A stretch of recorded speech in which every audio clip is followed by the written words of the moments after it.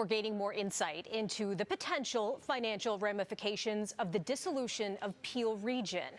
As City News first told you on Friday, a report from KPMG analyzing publicly available data found the dissolution could lead to a $72 million budget hole for the city of Brampton.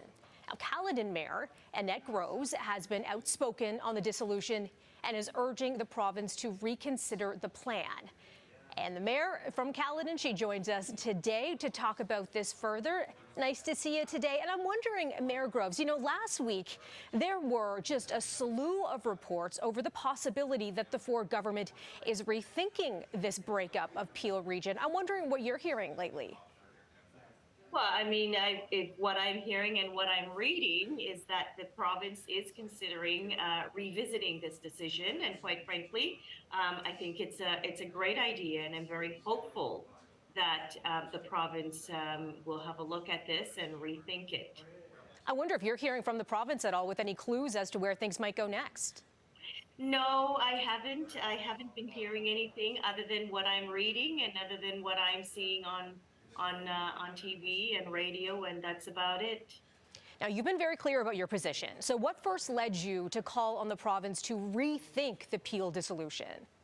Well, Caledon's never been a fan of dissolution. This is my third round of going through possible separation of the region of Peel, started with Hazel McCallion many years ago. And it was determined that the region worked really well and in delivering services to our residents. And so, again, we've heard also from our paramedics, we've heard from our police, Peel Regional Police, our medical officers of health, and really they're very concerned. They're very concerned as to how the services are going to be delivered should the region dissolve.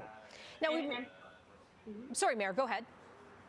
And quite frankly, keeping Peel Region together, we will maintain that level of service that our residents have come to know and enjoy, and their quality of life for the last 50 years. Now, this report we've been sharing on City News states property taxes could jump by 256% in Caledon if this dissolution happens. Is that number accurate? And do you see any way of avoiding that? I don't know that number is accurate. I've not seen that report that justifies that number. However, I can tell you that, when we look at the number of services that the region delivers, so for example, water and wastewater, when we look at Caledon and we see the growth that Caledon will have to take on over the next 10 to 20 years, well, you can well imagine how costly that would be. And we're looking somewhere in the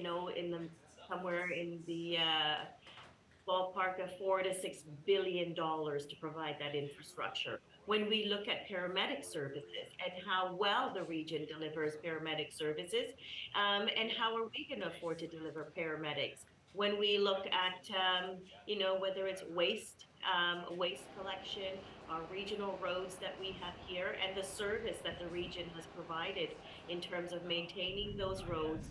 And again, going back to development, we're slated to grow quite significantly over the next 20 years.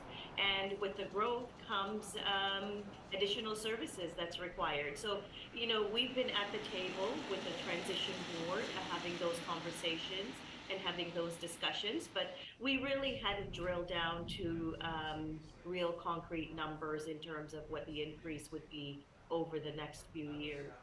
Of course, there are parties that want this to happen, right? We've heard from the mayor of Mississauga, who says the dissolution would allow Brampton and Caledon to run more efficiently. How do you respond to that? Well, I think the region of Peel has been operating quite efficiently for the last 50 years. Now, maybe we can tweak a few things. Maybe there are some duplications that we don't need. And maybe we don't need to have two planning departments. Maybe the planning would be perhaps better at the local municipality and the lower tier, as opposed to having that duplication of planning at the regional level as well as the local level. So I see opportunities to look at finding some efficiencies and possibly, perhaps, looking at eliminating some of the duplications that we have. But quite frankly, I don't see a whole lot of services being duplicated. You know, it seems like we're in such an odd position right now, this limbo and conflicting reports over what's going to happen. Have you spoken to Doug Ford or the PCs on what the next steps are? I have not. I'm quite certain that the premier is quite busy right now with all of this chatter with dissolution, but I have not. But I am hopeful, very hopeful, that the premier is listening and the Minister Calandra, is listening to what the concerns are being raised with our staff at the region and with the service providers.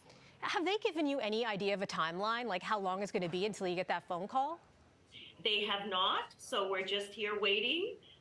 We're waiting very patiently, and we do have to be patient because this is not something that you can just do it overnight. Has to be well thought out, and a lot of thought has to go into this. And so we're sitting back and we are waiting, and we're continuing to have those conversations with the the Provincial Transition Board. And that's Caledon Mayor Annette Groves. She tells us she's being patient and waiting. Thanks so much for joining us today. My pleasure. Have a wonderful day.